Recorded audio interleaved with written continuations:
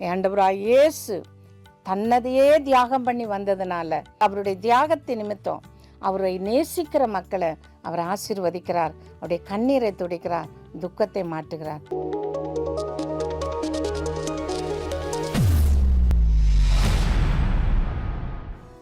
எனக்கு அன்பானவர்களே, முதலாவது இந்த நாளிலே உங்களுக்கு என்னுடைய கிறிஸ்மஸ் நல்வாழ்த்துக்களை தெரிவித்துக் கொள்கிறேன்.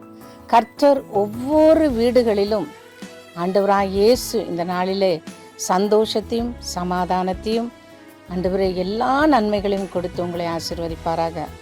இப்பொழுது நான் உங்களுக்காக இந்த நாளிலே நான் சொல்ல போகிற வார்த்தைகள் என்னவென்றால், பிலிப்பியர் 2ஆம் அதிகாரம் 7வது வசனத்திலே இப்படியாய் சொல்லப்பட்டிருக்கிறது.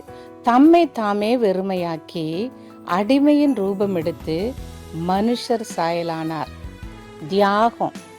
நம்முடைய ஆண்டவராகிய இயேசு உங்களுக்காக, எனக்காக, மற்ற எல்லாருக்காக, இந்த உலகத்திலே தேவன் படைத்த எல்லா மனுக்குலத்திற்காக தன்னையே தியாகம் பண்ணியிருக்கிறார். அது எவ்வளவு பெரிய தியாகம் பார்த்தீங்களா? இயேசு கிறிஸ்து பிறப்பு அனைவருக்கும் மிகுந்த சந்தோஷத்தை கொடுக்கிறது.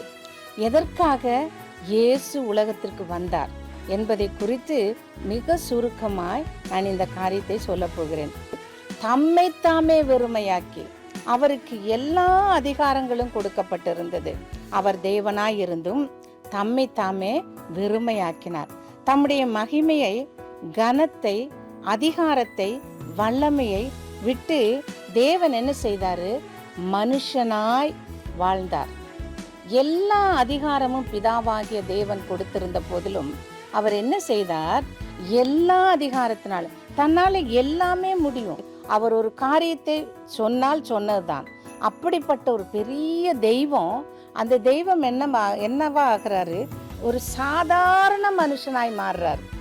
சாதாரண மனுஷனாய் மாறி சாதாரண மனுஷரோடு கூட வாழ்ந்து வந்தார்.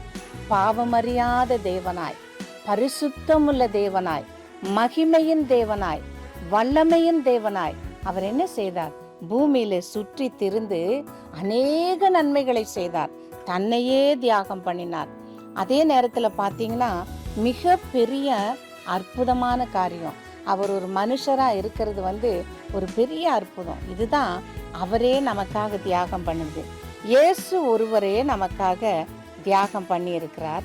தம்முடைய சகல மகிமையை விட்டு நம்மை போல பிறந்து நம்மை போலவே வாழ்ந்தார். இந்த மிகப்பெரிய அன்பு அது தியாகம் என்று சொல்லப்படுகிறது இல்லையா? அந்த அப்பேற்பட்ட தியாகம் எந்த மனுஷனாலும் செய்யவே முடியாது. ஆண்டவராகிய இயேசு கிறிஸ்து ஏழையின் கோலம் எடுத்து மனுஷர் சாயலாய் வந்து அந்த உலகத்திலே மனுஷனாய் பூமியில நடந்தார்.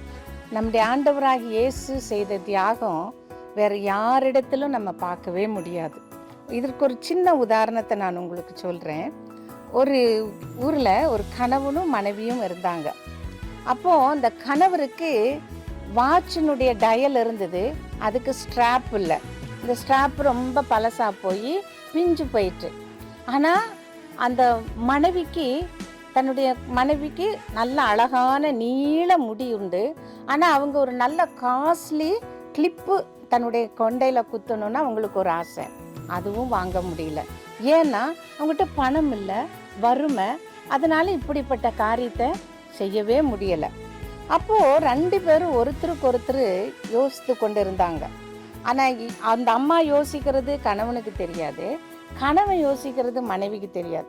இப்படி இந்த திங்கிங்கில் இருக்கும் பொழுது கணவன் என்ன செய்தார்? கடைக்கு போய் தன்னுடைய மனைவிக்கு ஒரு நல்ல கிளிப்பு வாங்கிட்டு வரணும் அப்படின்னு சொல்லிட்டு அவர் என்ன செய்தார் தெரியுமா? அந்த வாட்சை கொண்டு போய் விற்று அந்த மனைவிக்கு ஒரு நல்ல கிளிப்பு வாங்கிட்டு வந்துட்டார்.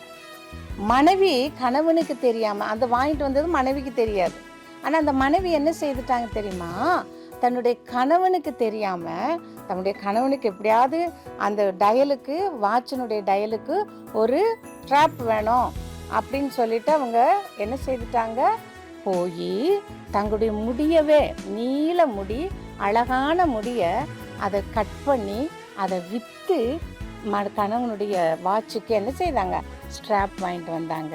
எனக்கு அன்பான தெய்வ சனமே, இவர்களைப் போலவே ஆண்டவராகிய தேவனும் நமக்கு முழுமையாய் தியாகம் பண்ணினார். அவர் நமக்கு தியாகம் பண்ணினது நிமித்தம்தான் இன்றைக்கு நம்ம நல்லா இருக்கிறோம், இன்றைக்கு நம்ம ஆசீர்வாதமா இருக்கிறோம், நம்முடைய பிள்ளைகளும் ஆசீர்வாதமா இருக்குது, நம்ம ஆசீர்வதிக்கப்பட்டவர்களா இருக்கிறோம். நம்ம பார்க்குறவங்க எல்லாம் என்ன நினைக்கிறாங்கன்னா, இவங்க இப்படி இருக்கிறாங்க அப்படின்னு யோசிப்பாங்க. ஏன் தெரியுமா? ஆண்டவராய் இயேசு தன்னதையே தியாகம் பண்ணி வந்ததுனால, அவருடைய தியாகத்தை நிமித்தம் அவரை நேசிக்கிற மக்களை அவர் ஆசீர்வதிக்கிறார், அவருடைய கண்ணீரை துடைக்கிறார், துக்கத்தை மாற்றுகிறார். விசேஷமா இந்த நாளிலே, இந்த கிறிஸ்துமஸ் நன்னாளிலே இயேசு நமக்காக தியாகத்தோடு வந்திருக்கிறார். நாமும் ஏழை எளியவர்களுக்கு தியாகம் பண்ணுகக்கூடிய நம்மளால முடிஞ்ச சின்ன சின்ன தியாகங்களை பண்ணி அவர்களை அன்போடு ஆண்டவருக்குள்ள கொண்டு வருவதற்கு ஆண்டவர் பெரிய காரியத்தை உங்கள் மூலமாய் செய்வாராக. விசேஷமா இந்த நாளிலும் கூட ஆண்டவராய் இயேசு உங்களுடைய மத்தியிலும், உங்களுடைய குடும்பத்தின் மத்தியிலும், பிள்ளைகளின் மத்தியிலும் அவரே இருந்து உங்களுடைய குடும்பத்தையும் உங்களையும் அவருடைய தியாகமான உள்ளத்தோடு இருக்கிற நம்முடைய இயேசு கிறிஸ்து உங்கள் குடும்பங்களையும் ஆசீர்வதிப்பாராக. இந்த கிறிஸ்மஸ் நன்னாள் உங்களுக்கு ஆசீர்வாதமான நாளாக இருக்கும்படியா நான் ஆண்டவராகிய இயேசுவின் நாமத்தினாலே உங்களுக்கு நான் நன்றி செலுத்துகிறேன். உங்களை நான் ஆசீர்வதிக்கிறேன். தேவன் உங்களோடு இருப்பாராக. கர்த்தர் தாமே உங்களை ஆசீர்வதிப்பார். அன்பானவர்களே, இந்த நாளிலே நான் உங்களுக்கு ஜெபிக்கிறேன். ஏசப்பா, நீர் உண்மையே தியாக பலியாய் ஒப்பு கொடுத்து எங்கள் ஒவ்வொருவருக்காக நீ இந்த பூமிக்கு வந்து மனுஷனாய் நடமாடி மனுஷ ரூபம் எடுத்து ஆண்டவரே சகல பாடுகளையும் கஷ்டங்களையும் அனுபவித்தீரப்பா. காரணம், எங்களுக்காக நாங்கள் உம்மை பார்த்து உம்மை போல சாட்சியுள்ள வாழ்க்கையா வாழ வேண்டும் என்பதற்காக பாவமறியாமல் பரிசுத்தராய் நீர் வாழ்ந்தீர், உத்தமராய் வாழ்ந்தீர். ஆண்டவரே, எங்களுக்கு நன்மை உண்டாகும்படியாய் உம்மையே தியாக பலியாய் ஒப்பு கொடுத்தீர். நீர் எங்களுக்கு நன்மை செய்து எங்களை ஆசீர்வதிப்பதற்காக நீர் உம்மையே நீர் ஒப்பு கொடுத்தீர், தியாக பலியாய் ஒப்பு கொடுத்தீர். ஏசப்பா, இந்த நாளிலே கிறிஸ்துமஸ் நன்னாளிலே எத்தனையோ குடும்பங்கள் கண்ணீரோடு வேதனையோடு இருக்கும். அவர்களை எல்லாரையும் ஆண்டவரே உடைய பிறப்பு நிமித்தம் அவர்கள் சந்தோஷப்படும்படியாய் இயேசுவின் நாமத்தினாலே அவருடைய சந்தோஷம் என்றைக்கும் இயேசுவுக்குள் நிலைத்திருக்கும்படியாய் என் தேவன் நடத்தி அவர்களை பாதுகாத்து ஆசீர்வதிக்க வேண்டும் என்று ஜெபிக்கிறேன். குடும்பம் குடும்பமாய் ஆசீர்வதியும், தனிநபர்களை ஆசீர்வதியும். எல்லாராலும் கைவிடப்பட்டவளாய் நான் நிற்கிறேன் என்று கண்ணீர் வடிக்கலாம். ஆனால் என் ஆண்டவராய் இயேசு ஒருபோதும் மறவாதவர். கண்ணீர் வடிக்கிற ஒவ்வொரு மக்களையும் தன்னுடைய தியாகமான உள்ளத்தோடு தங்கள் ஒவ்வொருவரையும் ஆசீர்வதிப்பார் என்ற உணர்வோடு அவரை ஏற்றுக்கொள்ளும்படியாய் அவருக்குள்ள சாட்சியுள்ள வாழ்க்கை வாழ என் தேவன் கிருபை செய்ய வேண்டும் என்று ஜெபிக்கிறேன்.